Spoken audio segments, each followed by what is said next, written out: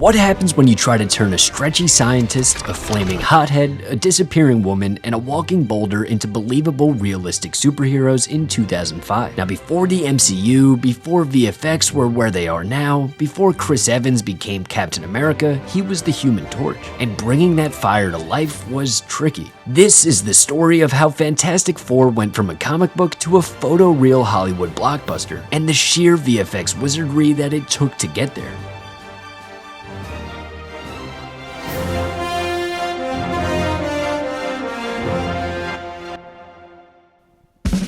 VFX supervisor Kurt Williams wasn't sold on Fantastic Four when 20th Century Fox and director Tim Story came knocking. He'd grown up with the comics and remembered the animated series, but he also knew that this gig meant 4 fantastic characters, each with wildly different powers, and each demanding a different technical solution.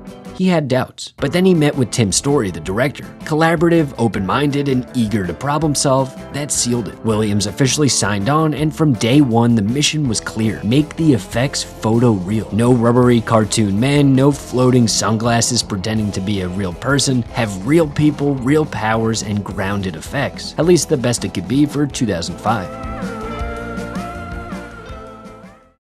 4 astronauts get zapped by cosmic rays in space. Reed Richards stretches, Sue Storm turns invisible, Ben Grimm becomes a rock monster, and Johnny Storm lights up, literally, as the Human Torch. Their nemesis, Dr. Doom, who slowly transforms into living metal. Seems complicated enough. VFX would handle Johnny's flames, Reed's stretching, and Sue's invisibility. And Spectral Motion would do thing practically, with visual effects adding some enhancement to better integrate him into scenes. Spectral Motion also supplied metallic-looking prosthetics to simulate Doom's transformation. Definitely a lot of work for each character individually, and there wasn't a second to waste. They had 22 weeks of post-production to finish nearly 900 shots. So they built a pipeline around the actors. The goal was to film everything live on set, rotor the performances, and then layer CGI on top. That way, Tim Story could direct the performances on set instead of handing everything over to animation later. And it worked. They got immediate dailies, tighter integration, and more actor-driven effects. Now let's break down how they made each character work.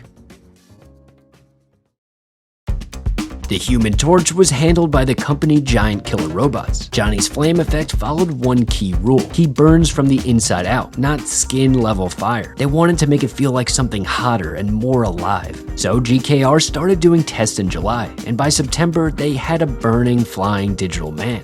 There were 3 levels to the fire effects. Number 1 was basic tracking of real flame elements to Evans for early scenes like this. Number 2 is the man on fire look. Fire simulations pinned to body parts tracked in full 3D to preserve his performance for scenes like this. And number 3 were the flight shots, done on green screen and composited over aerial plates of New York, or fully CGI environments when the live footage just wasn't enough. GKR even built a full 3D Manhattan using hundreds of real building photos for textures. It had to feel real, even when an obviously not real flaming man was flying through the city.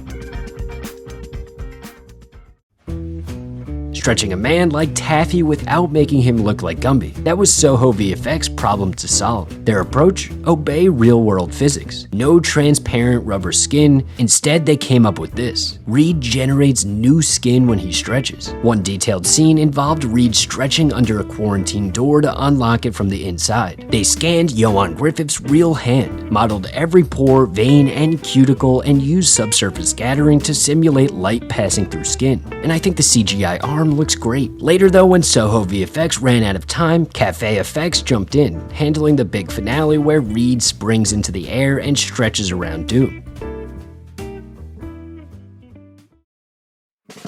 For Jessica Alba's invisibility effect, the team wanted something new. They said her character is so beautiful that they didn't want Sue to disappear completely. She's the visual anchor of the scene, too important to just vanish into floating clothing. So they designed a version of invisibility where the background warps slightly, leaving behind a shimmer like heat haze. Stan Winston Digital layered in warped backgrounds, tracked her performances, and added CG elements like earrings and hair strands as needed. They shot each scene twice. one with Alba in frame, one without, to create clean plates. Then through careful compositing, they made her disappear just enough while having her still feel present. The technique was well thought out enough where they had full control over how much of her eyes showed based on how much the director wanted to see.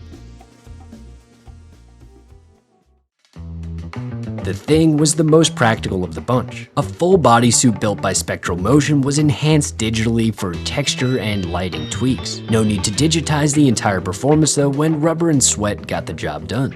Now the last thing I want to talk about is the Brooklyn Bridge sequence. This was a mini effects movie on its own that required its own separate team. 200 feet of the bridge was built practically in a Vancouver lot. The rest, 95% CGI. Over 200 shots, 8 full minutes, and a small army of digital artists to make it look like Manhattan. A lot of other VFX houses helped out for smaller things. CIS created the cosmic storm sequence in space in the beginning of the movie. Cafe FX did some late game read shots. Pixel Magic composited green screen actors into real New York Harbor footage, and all of this came together for a pretty fantastic result. After a decade of false starts and development hell, Fantastic Four finally made it to the screen, and Kurt Williams believes the timing was just right. Now was the right time to make this movie, he said. Technology had caught up.